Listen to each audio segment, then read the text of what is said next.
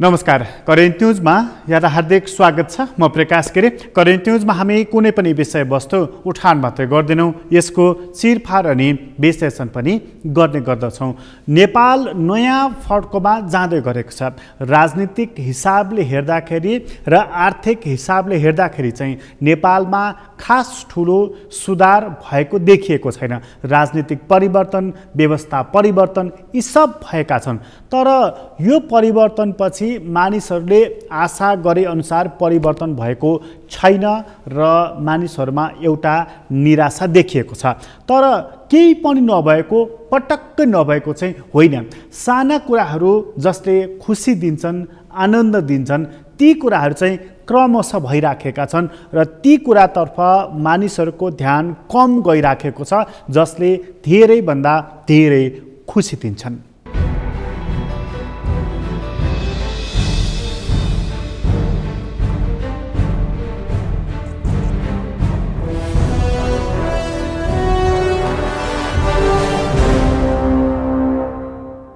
सानो कुराले पनि ठुलो खुसी दिन्छ र त्यो खुसीभन्दा ठुलो संसारमा केही पनि रहेको छैन। साना साना कुराहरू बन्न थालेका छन्। ती बन्न थालेका कुराहरूलाई र त्यो बन्न थालेको क्रमलाई अलिकति बढावा दिने हो भनेदेखि नेपाल क्रमशः बन्न थालेछ। केही सङ्केतहरू मिल्न थालेका छन्। सानै खुसीमा पनि हामी रमाउने प्राणी भएको हुनाले साना खुसीका कुरा आज हामी गर्नेछौँ। तर साना खुसीको कुरा गर्दा नेपालले विज्ञान र प्रविधिको क्षेत्रमा खास ठुलो लगानी गरेको छैन।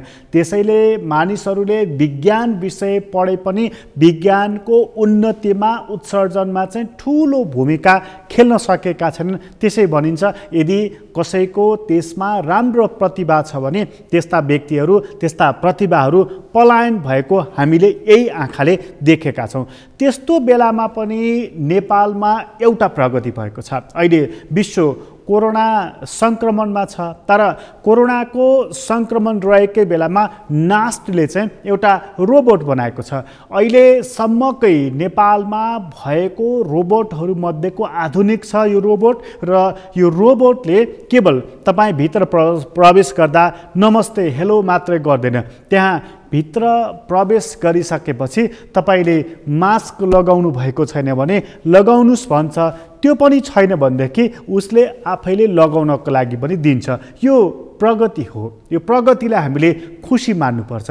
यही चिज हामीले विकास गरेर देशको विभिन्न स्थलमा राख्न सकियो प्रयोगको रूपमा भनेदेखि यसले कति मजाको काम गर्छ। तर हामी यसको प्रयोग गरिरहेका छौँ अथवा यो निर्माण भएको कुराको बारेमा हामीलाई थाहै छैन। आजको अङ्कमा हामी प्रविधिको क्षेत्रमा थोरै नेपालमा विकास हुँदै गरेको छ र त्यो प्रविधिको क्षेत्रमा विकास हुँदै मात्रै छैन, सँगसँगै संस्कृति परम्परा धान्नको लागि, जोगाउनको लागि, सम्वर्धन गर्नको लागि पनि अघि बढिरहेको कुरा बडा रोचक छन्। साना कुरा अघि पनि भने हामीले, तर खुसी दिन्छन्। ती साना खुसी दिने कुराहरू आजको हाम्रो मूल विषय रहनेछ। सुरुवातमा चाहिँ यो रोबोट, जुन रोबोटको बारेमा हामीले चर्चा गरिरहेका छौँ, त्यो रोबोट कसरी चल्दो रहेछ, त्यो रोबोटले कसरी काम गर्दो रहेछ, त्यो रोबोट कसरी देखिँदो रहेछ, सुरुवातमा त्यो कुरा प्रस्तुत गर्दछौँ।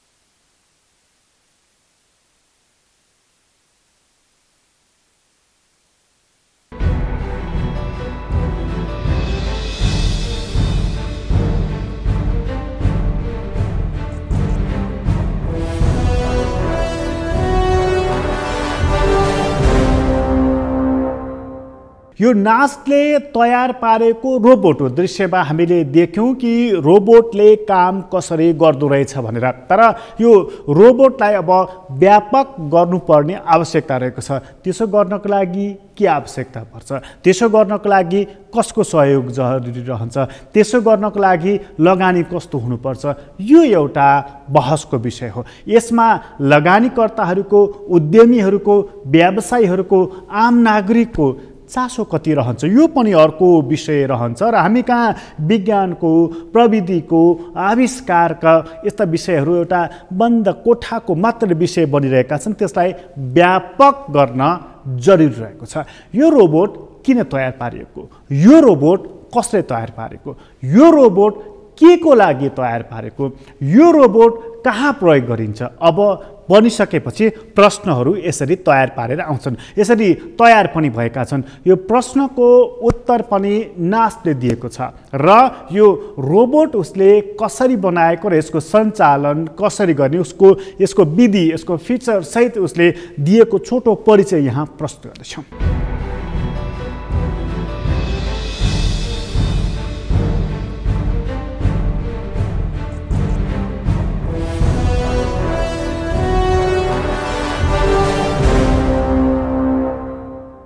मुख्य यसको उद्देश्य भनेको यहाँ पस्दा निस्किँदाखेरिको हाम्रो नास्टका कर्मचारी तथा आगन्तुकहरूलाई चाहिँ नि यसले हात जोडेर सम्बोधन गर्ने, त्यस्तै गरेर चाहिँ नि मास्क लाएको छ लाएको छैन उसले छुट्याउने र नलाएको रहेछ भने चाहिँ नि तपाईँको उसले आफ्नो भेन्डिङ मेसिनबाट मास्क निकालेर दिने। हामी हेर्न सक्छौँ रोबोटको पछाडि एउटा झोला जस्तो छ, त्यो झोलामा भेन्डिङ मेसिन छ, त्यसबाट उसले आफ्नो राइट ह्यान्डले मास्क निकालेर दिन्छ होइन। त्यस्तै गरेर हामीसँग भएको लेफ्ट ह्यान्डमा चाहिँ नि सेनिटाइजर छ र सेनिटाइजर उसले दिने गर्छ र यसरी आगन्तुक छिरिसकेपछि उसले मास्क दिने र सेनिटाइजर दिने काम गरिसकेपछि उसको चाहिँ नास्टको बारेमा इन्फर्मेसन चाहिँ नि हामीसँग यहाँ ट्याबमा हामीले राखेका छौँ। त्यो इन्फर्मेसन चाहिँ नि उसलाई चाहिएको अनुरूप इङ्ग्लिसमा नेपालीमा बोलेर र डिस्प्लेबाट दिन्छ होइन। यसरी चाहिँ नि मास्क लाएको नलाएको थाहा पाएर अनि त्यस्तै गरेर चाहिँ नि सेनिटाइजर दिने कामहरू भइसकेपछि यो तपाईँको डिस्प्लेबाट दिने इन्फर्मेसन भइसकेपछि बल्ल आगन्तुक भित्र छिर्नेछन्।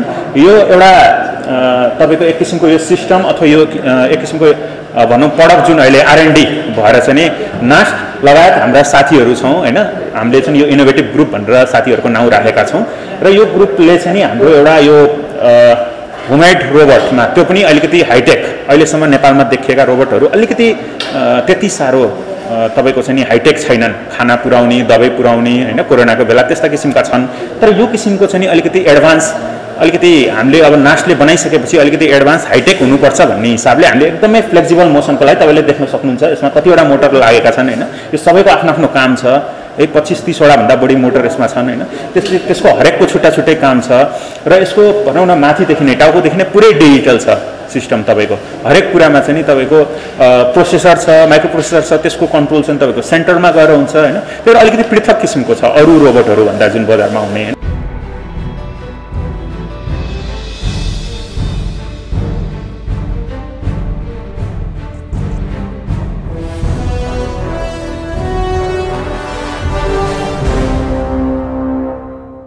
यसरी प्रविधिले अलिकति भए पनि फड्को मारेको छ नेपालमा। अब यसलाई व्यापक गर्न बाँकी रहेको छ। प्रविधिहरू निर्माण गर्दाखेरि प्रविधिले मानिसको काममा सहयोग गर्नुपर्दछ।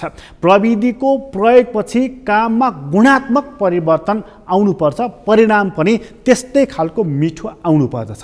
त्यसो भयो भनेदेखि प्रविधिको प्रयोगको अर्थ रहन्छ र त्यसो भयो भनेदेखि प्रविधिको महत्त्व पनि रहन्छ। अबको नास्टले या हाम्रो विज्ञान र प्रविधिको क्षेत्रमा लाग्ने त्यस्ता प्रतिभावान व्यक्तिहरूले ध्यान दिनुपर्ने विषय यस्तो रहेको छ र त्यस्ता विषयहरूको, त्यस्ता प्रतिभाहरूले त्यस्ता वस्तुहरूको उत्पादन, निर्माण, आविष्कारतर्फ ध्यान दिए भनेदेखि पक्कै पनि नेपाल नयाँ फड्कोमा प्रवेश गर्न सक्नेछ।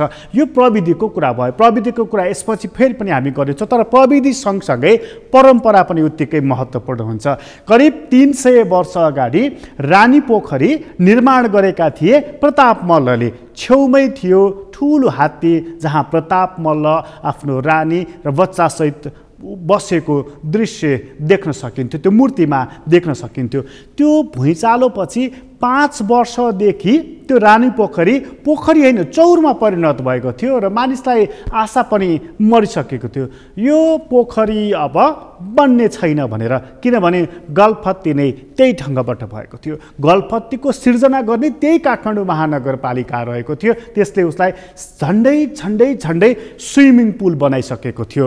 तर त्यो बचेको छ र पुरानै स्वरूपमा पुरानै ढङ्गबाट बनेको रानीपोखरी पुरा चाहिँ भएको छैन। अहिले त्यसको समुद्घाटन भएको छ, तर बन्न बाँकी त्यसमा थुप्रै काम छन् र काठमाडौँमा या नेपालभरि अहिले ठुलो चर्चाको विषय बनेको छ भने जम्मा जम्मी त्यही एउटा रानीपोखरीको जुन 300 वर्ष अघि बनेको थियो त्यसलाई तेस्रो पटक पुनर्निर्माण गरिएको, यो पनि पुरा भएको छैन। गर्न बाँकी चाहिँ त्यो रानीपोखरीमा के रहेछ, त्यो रानीपोखरीलाई बृहत रानीपोखरी र बृहत टुँडिखेलसम्म जोड्ने भनिएको छ। त्यो चाहिँ कसरी रहेछ, त्यो योजनासहित हामी यहाँ प्रस्तुत गर्दैछौँ।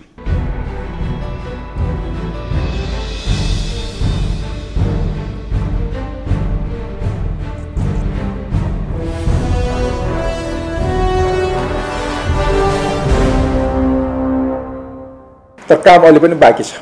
अहिले हामीले जुन इन्ट्रान्स पोइन्ट हो, गेट हो, मूल प्रवेशद्वारको गेटै बनाउन बाँकी छ। त्यसकारण अहिले हामी सञ्चालनमा केही समय ल्याउँदैनौँ। त्यसको बाँकी पार्टहरू जस्तो यसको गार्डन बनाउन बाँकी छ। हिजो उद्घाटनलाई हामीले बनायौँ, त्यो गार्डन बनाउन बाँकी छ। त्यो सँगसँगै माथि हामीले पार्टी बनाउन बाँकी छ, जो एउटा ऐतिहासिक पार्टी त्यो हात्तीको पछाडिपट्टि रहेको छ, त्यो ऐतिहासिक पार्टी बनाउनु भनेर हामीले प्रतिबद्ध जनाएका थियौँ, त्यो बनाउन बाँकी छ। र त्यो सँगसँगै हामीले केही पार्टहरू रानीपोखरी विस्तार गर्ने गरिकन योजना अगाडि बढाएका छौँ। त्यसकारण चरणबद्ध रूपमा काम अगाडि बढिरहेको छ। तत्कालै हामीले पहिला जुन सोचका साथ अगाडि बढेका थियौँ त्यो कामलाई केही काम सम्पूर्ण नभएसम्मको लागि सर्वसाधारणलाई व्यापक रूपमा प्रवेश गराउन दिएनौँ। तर अहिले कोही जान चाहन्छ, हेर्न चाहन्छन्, अहिले निषेध गरेका छैनौँ। त्यो पहिला काम नै सकाऊ, काम सकिसकेपछि त्यसको व्यवस्थापन काठमाडौँ महानगरपालिकाले व्यवस्थित साथ गर्नेछ। रानीपोखरी विस्तार योजना पहिलादेखि नै थियो। जस्तै म वडा अध्यक्ष हुँदा केशव स्टाफ मेयर हुँदाखेरि पनि हामीले रानीपोखरी विस्तारको क्रममा यतातिर रहेको अहिले जहाँ हामीले शान्ति पार्क भनिरहेका छौँ, त्यो पार्कमा विभिन्न भवनहरू थियो, त्यो भवनहरूलाई भट्काएर हामीले त्यहाँ पार्क बनाएका छौँ। अहिले हामीले जुन शान्ति पार्क भनेका छौँ, त्यो शान्ति पार्कलाई पनि रानीपोखरी एउटा अभिन्न अङ्गको बनाउँछौँ। अहिले शङ्करहर उद्यान हामीले बनाएका छौँ, जसलाई पहिला रत्न पार्क भनिन्थ्यो, त्यसलाई पनि गाउने गरिकन हामीले योजना बनाएका छौँ। त्यसको पूर्वी भाग जहाँ त्रिचन्द कलेज छ, त्यसलाई पनि उहाँहरूसँग पनि कुरा गरेर त्यो क्षेत्र पनि विस्तार गर्ने र प्रहरीको आयुक्त कार्यालयले पनि अन्त्य उपयुक्त ठाउँमा विस्थापन गरेर त्यो क्षेत्रलाई विस्तार गर्ने र विस्तार इतिहाससँग त्यो यो खुल्ला मञ्च हुँदै अगाडि बढ्ने किसिमको हाम्रो योजना छ। सबै एकै फेजमा हुँदैन, त्यो योजना हामीले छलफल गराएर विभिन्न चरणमा छलफल चलाइसकेका छौँ। पहिलो चरणको चाहिँ पोखरी हो, दोस्रो चरणको चाहिँ त्यो पोखरी वरिपरिको भाग शान्ति बाटिका र त्यहाँको त्रिचन्द कलेज आयुक्त कार्यालय हामी सुन्छौँ। त्यसपछि आएर यो खुल्ला मञ्चसम्म जान्छौँ, त्यसपछि अर्को ठाउँमा हामी जान्छौँ। यसरी चरणबद्ध रूपमा रानीपोखरीलाई खुल्ला क्षेत्रको रूपमा विकास गर्ने र त्यो चाहिँ एउटा रमणीय र काठमाडौँको मात्र सिङ्गो देशको मुटुको रूपमा त्यो रहेको ठाउँ र त्यो वरिपरि धेरै होटलहरू छन्। हाम्रो चाहना भनेको बेलुकातिर आएर होटलमा बसेर त्यहाँ यसो रमाइलो गर्न आउने, तपाईँ हामी पनि भेट्नु पर्दा त्यही रानीपोखरी आउन, त्यहीँ बसौँ, त्यहाँ डेलमा बसौँ, त्यहीँ बसेर छलफल गरौँ, त्यहाँ शीतलता पनि ल्याउँ र त्यहाँको आनन्द पनि लिएर बस्ने गरिकन हामी योजना बनाइरहेका छौँ। त्यसैले पहिलो चरणको अलिअलि सकिन लाग्यो, पोखरी सक्यो, तर पोखरी वरिपरिको घेराहरू बनाउन बाँकी छ, प्रवेशद्वारै हाम्रो बनाउन बाँकी छ। त्यस कारण त्यसलाई क्रमिक रूपमा हामी अगाडि बढिरहेका छौँ।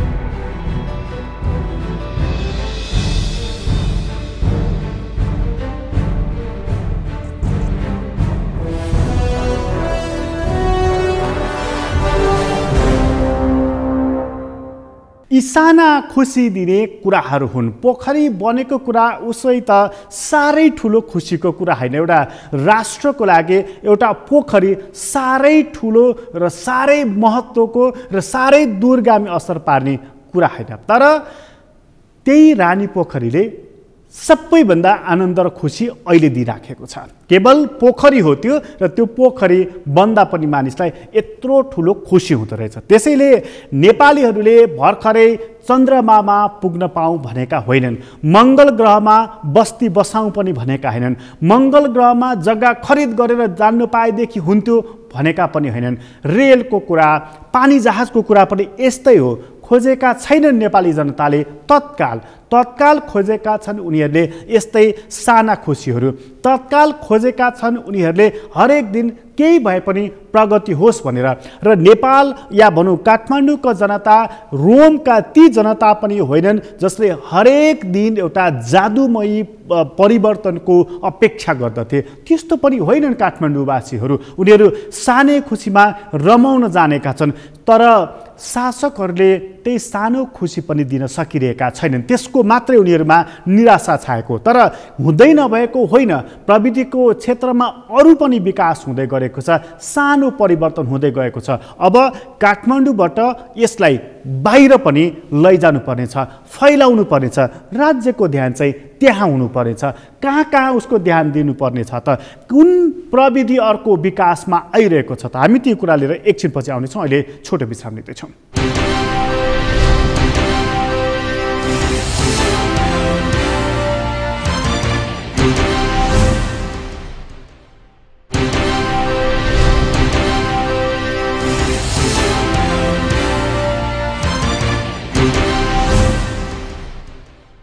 विश्रामपछि पुनः स्वागत छ। हामी करेन्ट न्युजमा छौँ र करेन्ट न्युजमा कुराकानी गर्दैछौँ साना कुराहरूले ठुलो खुसी दिन थालेको कुरालाई हामीले आजको मूल विषय बनाएका छौँ। र यो सानो विषयले नै ठुलो खुसी दिएको अर्को एउटा महत्त्वपूर्ण विषय एउटा गजबको छ कि काठमाडौँको त्रिपुरेश्वरमा ट्राफिक लाइट राखेको कुरा पनि चर्चाको विषय बन्यो। हुन त आधुनिक संसारमा एउटा ट्राफिक लाइट राखेको कुरा कति चर्चा योग्य विषय हो र त्यो कति चर्चा पाउनुपर्ने विषय हो। राष्ट्रिय सञ्चार माध्यमहरूले त्यसलाई कति महत्त्व दिनुपर्ने हो थाहा छैन, तर नेपालमा यसले ठुलो प्राथमिकता पायो, ठुलो चर्चा भयो। यसले नै देखाउँछ हामी कुन युगमा बाँचिरहेका छौँ भनेर।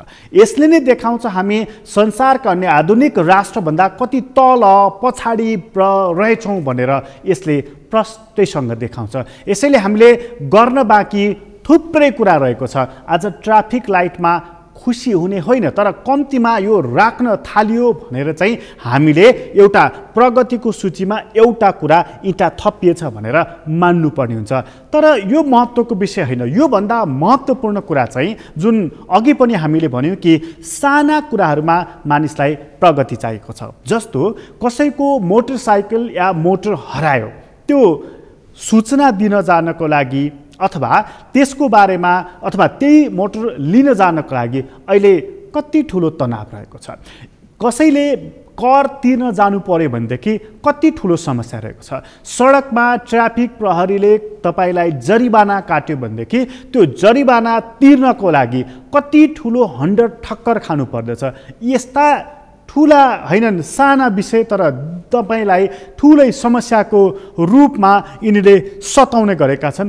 त्यो विषय अब क्रमशः हल हुने सङ्केत देखा परेको छ। काठमाडौँकै ट्राफिक प्रहरीको कुरा सुन्ने हो भनेदेखि अब प्रविधिको प्रयोग यहाँनिर हुन थालेको छ र प्रविधिको प्रयोगले अब यदि तपाईँको सवारी साधन हरायो भनेदेखि उजुरी दिनको लागि पनि र त्यसको र सँगै ट्याक्स तिर्नको लागि पनि सहजीकरण गर्नेछौँ भनेर एउटा लामै फेहरिस्त ट्राफिक महाशाखाका प्रमुखले यहाँनिर प्रस्तुत गरेका छन्, जुन सुन्दाखेरि चाहिँ अब साँच्चीकै अलिकति भए पनि प्रगति हुन आँटेछ, मानिसको जीवनमा थोरै भए पनि खुसी छाउन आँटेछ भन्ने सङ्केत भान पर्दछ।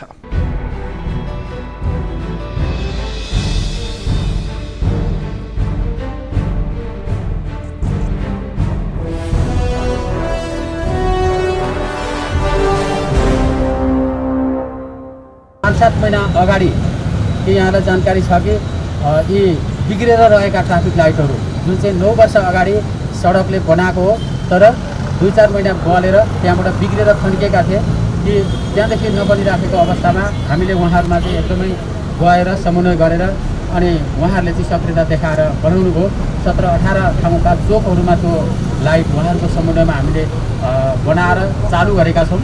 र त्यस पछाडि अब यसलाई चाहिँ यो भ्यालीभरिमा सिन्क्रोनाइज सिस्टममा ट्राफिक लाइट बालेर अनि त्यसलाई चाहिँ प्रविधिमा लानुपर्छ भन्ने एउटा दीर्घकालीन उद्देश्य हामीले राखेका छौँ। त्यो बमोजिम चाहिँ माथि पनि हामीले चाहिँ यो कुराहरू चाहिँ गरेका छौँ।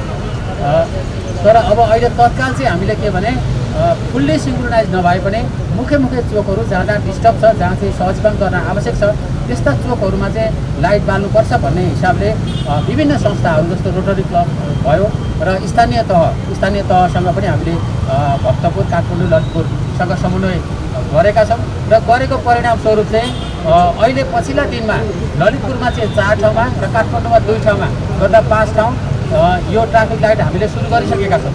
त्यो गर्दाखेरि जम्मा 24 ठाउँमा भयो र आज यो सायद 26 ठाउँमा चाहिँ लाइट बाल्न चाहिँ सफल भएका छौँ। एउटा चोकमा ट्राफिक लाइट भयो भने कि अहिले हामीले यही चोकमा 8-9 जना दैनिक खटाउनु पर्थ्यो। अब यो ट्राफिक लाइट भइसके पछाडि हाम्रो चाहिँ 6 जना मान्छे हामी निकाल्न सक्छौँ। 3 जनाले यसलाई निगरानी गर्न सक्छ। 6 जना चाहिँ हामी ट्राफिक नभएको ठाउँमा हामी खटाउन सक्छौँ। त्यो फाइदा हामीलाई हुन्छ नम्बर 1। र दोस्रो भनेको आम नागरिकमा पनि प्रवृत्तिप्रति सम्मान गर्ने एउटा भावना हुन्छ कि प्रविधिमा हामी चाहिँ छौँ भन्ने एउटा गौरव गर्ने अवस्था सिर्जना हुन्छ। र यो राजधानी हो, राजधानीमा अहिले पनि चाहिँ हात हल्लाएर र सिठी फुकेर ट्राफिकिङ गर्नु चाहिँ अब विदेशीहरूले हेर्दा पनि त्यो चाहिँ अलिकति अनौठो कुरो हुनाले हामीले स्थानीय स्तरमा यो सक्रियता देखाएर यो अभियानलाई अगाडि बढाउने चाहिँ निर्णय गरेका छौँ।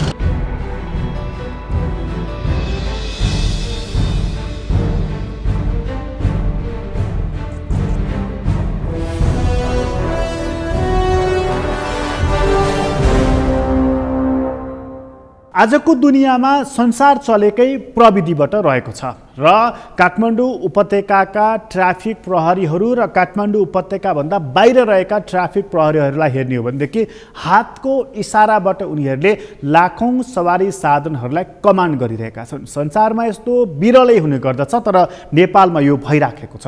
प्रविधिको प्रयोग त्यहीँनेरि हुने हो भनेदेखि व्यक्तिले त्यत्रो सारा दुःख पाउनु पर्दैन, उसले अनुगमन गरे मात्र पुग्दछ। प्रविधिको महत्त्व त्यहाँनिर रहेको छ, तर हामी प्रविधिको प्रयोग गरिरहेका छैनौँ। त्यसै कारणले त्यहाँनेरि प्रविधिको प्रयोग गर भनेर सरकारले मात्रै सम्भवतः नसकेर हुनसक्छ, त्यहाँ नागरिकहरू पनि जोडिएका छन्। उनीहरू जोडिएर त्यो प्रविधिको प्रयोगको लागि हातमा हात मिलाएका छन्।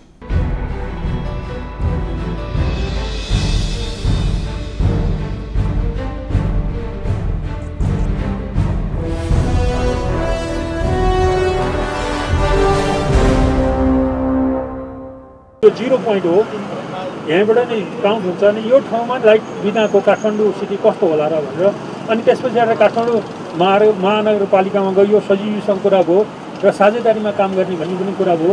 त्यसकारण त्यो एउटा पनि हामीलाई इन्करेजमेन्ट फ्याक्टर भयो र रोटरियन हाम्रो दाजुहरूले पनि ठुलो कन्ट्रिब्युसन गर्नुभएको छ।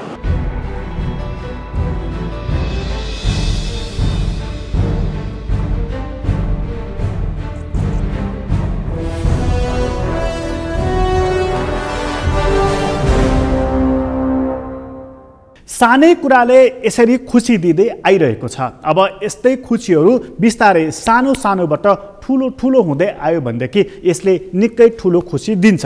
खुसी यस मानेमा दिन्छ कि नेपाल बन्दैछ भनेर, खुसी यस मानेमा दिन्छ कि हामी पनि अन्य आधुनिक राष्ट्रहरूकै तुलनामा दाँजोमा अघि हिँडिरहेका छौँ, कदममा कदम मिलाएर भनेर। तर त्यो काम चाहिँ कति तन्मयका साथ नेपालले गरिरहेको छ त? त्यो काम गर्नको लागि नेपालले साँच्चीकै कतिको ऊर्जा खर्चिराखेको छ, अथवा सधैँ सरकार ढल्ने, बन्ने, पार्टी फुट्ने, जुट्ने यस्तै कुराहरू कचिङ्गलमा मात्रै समय बिताइरहेको छ त? यो बडा महत्त्वपूर्ण प्रश्न बनेको छ। संसारका त्यस्ता राष्ट्रहरू छन् जुन राष्ट्रमा सरकार ढले पनि सरकार बने पनि खास फरक पर्दैन।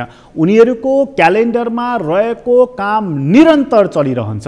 राजनीतिक सङ्क्रमणले पनि असर गर्दैन, महिनौँ सरकार बन्दैनन्, काम रोकिँदैन। हामी कहाँ किन यस्तो भइराखेको छ?